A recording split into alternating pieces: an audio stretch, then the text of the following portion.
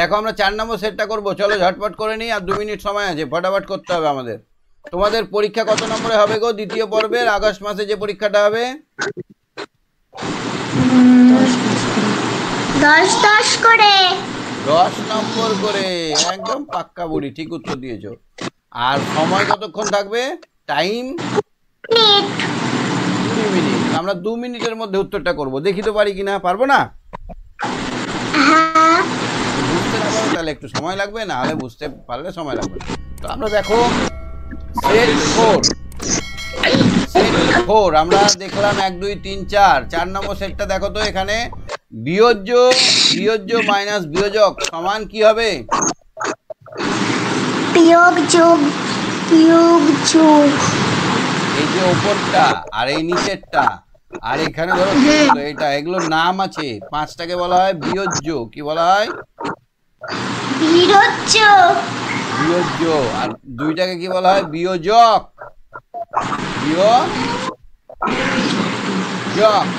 উত্তর হলো সেটা হচ্ছে বিয়োগফল। এখন সময় রাত তাহলে কোনটা হবে এখানে? তাহলে এখানে 30 মিনিট। কি হবে এটা? বিয়োগফল।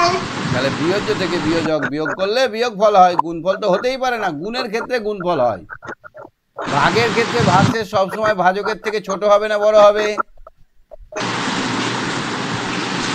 ছোট হবে।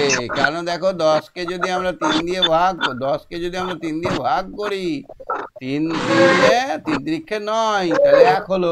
এইটা 3 বড় না 1 বড়? 3 বড়।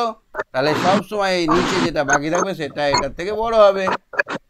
যোগের সংক্ষিপ্ত পদ্ধতি। যোগের আর একটা নাম কি আমরা বলেছিলাম? যোগ মানে গুণ। যোগ মানে গুণ। আর বিয়োগ মানে ভাগ। যোগ মানে ভাগ বলেছিলাম তো, যোগ মানে গুণ, বিয়োগ মানে ভাগ। সাধারণত বিয়োগের ক্ষেত্রে বিয়োজক বিয়োজ্যের থেকে বড় ছোট হবে। বলো এটা কি হবে? এক্ষুনি করলাম আমরা। বিয়োজ্যটা সবসময় বড় হবে। বিয়োজ্যটা কি হবে? বড়। হ্যাঁ, বিয়োজক বিয়োজ্যের থেকে ছোট হবে। এটা উত্তরটা পড়তে ভুল করে দিয়েছি, দেখো ভালো করে মন দিয়ে পড়ো। বিয়োজক মানে এই নিচেরটা, বিয়োজ্যের থেকে ছোট হবে। হ্যাঁ, তারপর এটা দেখো তো, গুণ পদ্ধতিতে গুণ্যকে যে সংখ্যাটি দিয়ে গুণ করে তাকে বলা হয় গুণক। কি বলা হয়? গুণক। এই বিয়োগটা করো, 8টা থেকে 9টা বাদ দিলে কটা হয়? 1। 8টা থেকে 9টা বাদ দেওয়া যায় না, 18 থেকে 9 বাদ দেবো। 18 থেকে 9 বাদ দেবো, আর এটাকে 3 করে দেবো। 18 থেকে 9 বাদ দিলে হাতে থাকে 1, এখানে 2। কত হলো? 29 হলো। এখানে লিখতে হবে মাগো 29। কি লিখতে হবে? 29। মানে উত্তর। এবার দেখি তুমি কেমন ভাগ শিখেছো। 73কে 6 দিয়ে ভাগ করো।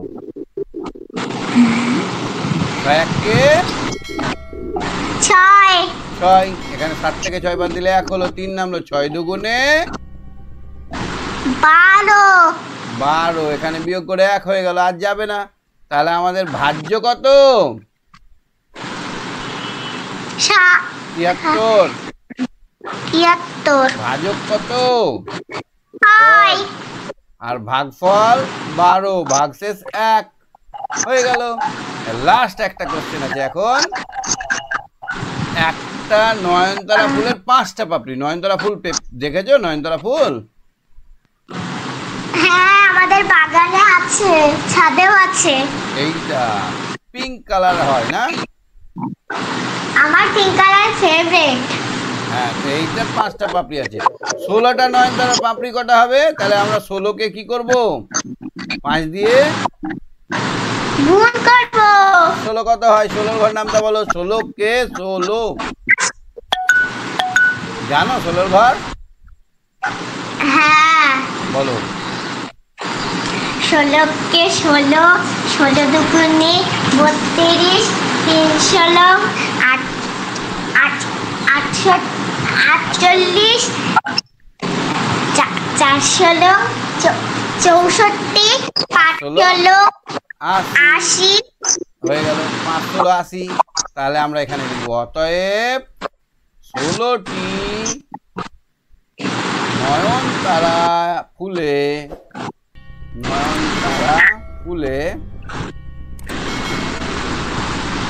80টি পাপড়ি রবে। পাপড়ি থাকবে, কি থাকবে? পাপড়ি থাকবে। আজকে লাস্ট প্রশ্নের উত্তর হলো 80। আমিও আসি, টাটা, bye bye, good night. Good night.